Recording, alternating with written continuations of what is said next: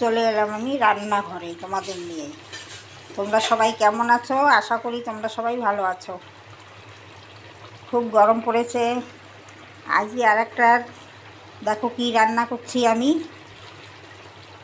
চিংড়ি মাছ দিয়ে ভেন্ডির ঝোল।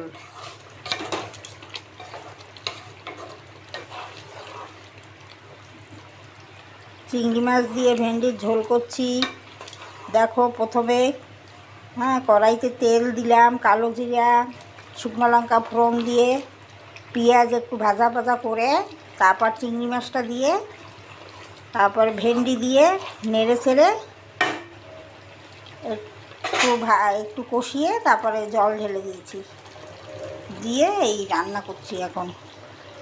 এই দেখো কেমন হয়েছে ভেন্ডির ঝোল। তোমাদের কেমন লাগে চিংড়ি মাছ দিয়ে ভেন্ডির ঝোল?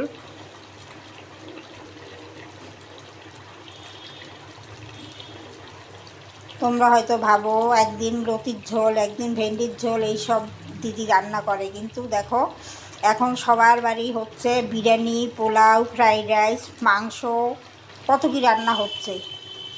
ওটা কমন হয়ে গেছে। আর এই যে সেই আমরা ছোট্টবেলায় ঠাকুমা মা করতো, চিংড়ি মাছ দিয়ে কচুরলতির ঝোল, চিংড়ি মাছ দিয়ে ভেন্ডির ঝোল, এগুলো খেতে কত যে তৃপ্তি, খেয়ে কত তৃপ্তি লাগে।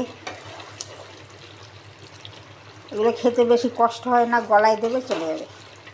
দেখো ভেন্ডির ঝোল, তোমাদের কার কেমন লাগে ভেন্ডির ঝোল খেতে? আমার তো খুব ভালো লাগে, চিবাতে হয় না।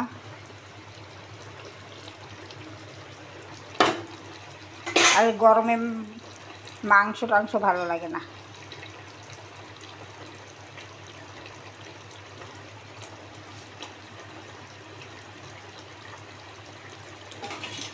এদিকে দুষ্টুর জন্য সবজি সেদ্ধ করছি। দেখো সব রকমের সবজি, গাজর, বিট, কুমড়ো, মিষ্টি আলু, আবার ভেন্ডি দিয়ে দিয়েছে।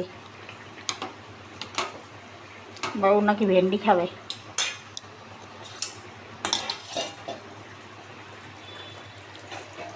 তোমরা ঝটপট আমার বাড়ি চলে আসো, তোমাদের খেতে আর কষ্ট কম হবে।